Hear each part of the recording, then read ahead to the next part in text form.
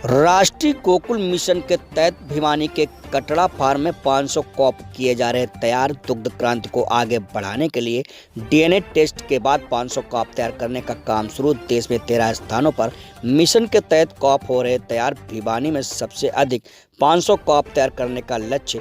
मुर्राह नस्ल हरियाणा गाय, 2 नस्लों पर राष्ट्रीय गोकुल मिशन कर रहा 25 करोड़ रुपए। हरियाणा का दुग्ध उत्पादन 704 ग्राम प्रति व्यक्ति, जबकि देश का 204 ग्राम प्रति व्यक्ति। भिवानी 15 फरवरी देश को दुग्ध क्रांति पे अग्रणी स्थान पर खड़ा करने के उद्देश्य से केंद्र सरकार के पशुपालन मंत्रालय द्वारा राष्ट्रीय गोकुल मिशन के तहत अब भिवानी के कटड़ा फार्म में 500 मुर्रा नस्ल व हरियाणा नस्ल के कटड़ों व बछड़ों को तैयार किया जा रहा है, जो उच्च गुणवत्ता व अधिक दुग्ध उत्पादन वाली नस्लों को आगे बढ़ाने का काम करेंगे। राष्ट्रीय गोकुल मिशन के तहत देश में 13 स्थानों पर उच्च गुणवत्ता वाले कटड़ों व बछड़ों को अधिक दुग्ध उत्पादन क्षमता के सीमेन तैयार करने के लिए तैयार किया जा रहा है, जिनमें से हरियाणा प्रदेश में भिवानी का कटड़ा फार्म को भी राष्ट्रीय गोकुल मिशन के तहत चुना गया। हरियाणा दुग्ध उत्पादन पर देश में प्रथम स्थान पर है, जहां देश में 204 ग्राम दुग्ध प्रति उपलब्ध होता है।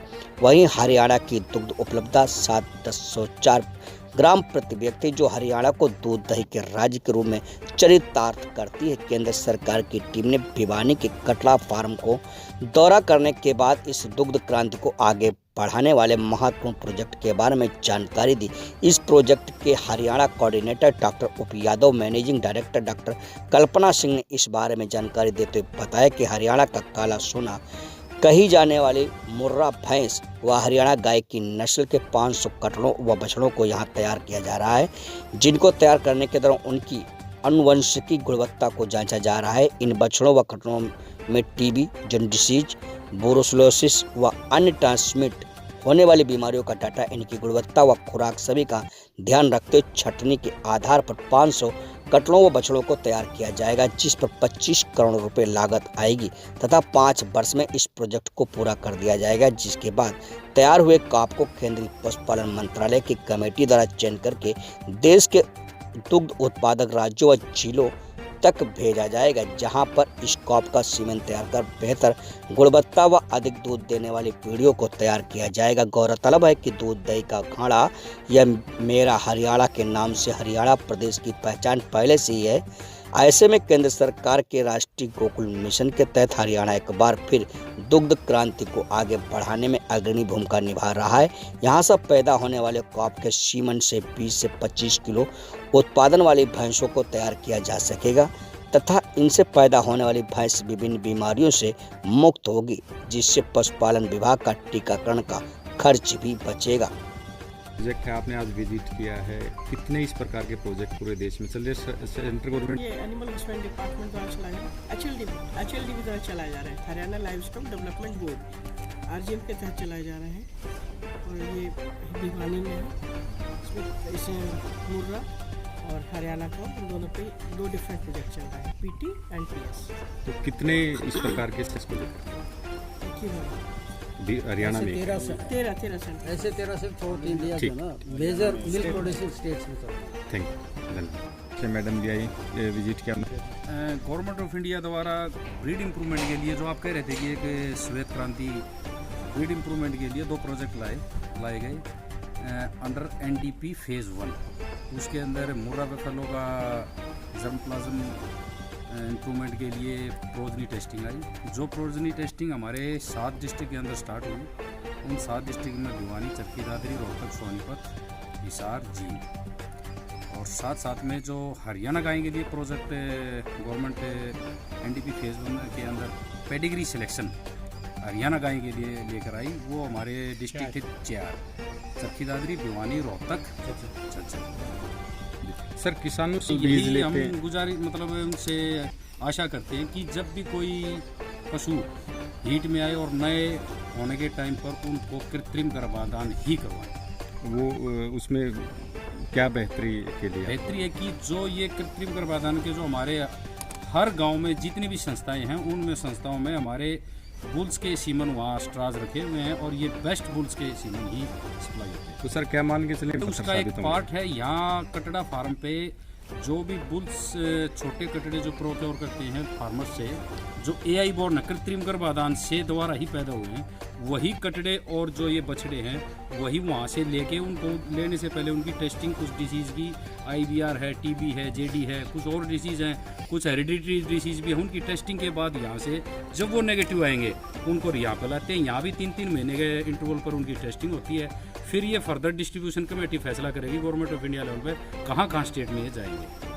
तो सर किसानों को कॉमन सप्लाई होंगे। सर पशुपालकों को कैसे आश्वस्त करेंगे कि आप जो आप ध्यान हर रखें? बुल्स का एक रिकॉर्ड, एक सीमन बैंक पे एक रिकॉर्ड है कि ये बुल 4200 kg इसकी लैक्टेशन यील्ड है इसकी। ये तो हर बुल के जो भी हम सीमन देते हैं उसके साथ एक ब्रोशर देते हैं कि इस बुल की ये हिस्ट्री है, इसकी जो माँ ने जो माँ हम डैम बोलते हैं कि इसकी माँ की मिल्क यील्ड 4800 kg 4200 kg ये लास्ट उसमें ये इसकी यील्ड। क्या प्रोजेक्ट जो है? आज ये प्रोजेक्ट विजिट किया है और इसको जो देखा है हमारे बुल प्रोडक्शन प्रोग्राम को, इसमें आपको ये बताएं कि देखिए ये भारत सरकार का एक बहुत ही इम्पोर्टेंट अहम प्रोग्राम है जिसके तहत बुल प्रोडक्शन का प्रोग्राम है। ये मुर्रा PT प्रोग्राम है और इसके अंदर हम केवल bulls high quality high genetic merit के बुल प्रोड्यूस करते हैं। ये प्रोजेक्ट 25 करोड़ अमाउंट का है over a period of 5 years और इसमें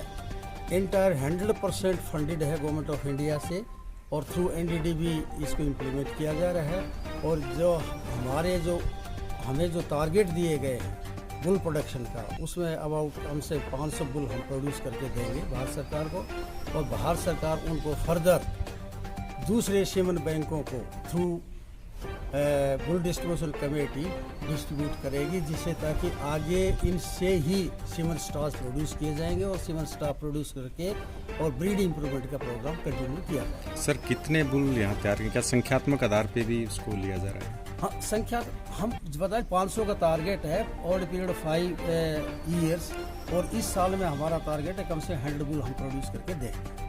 तो सर ये श्वेत क्रांति बढ़ाने की दिशा में ये कार्य किया जाएगा?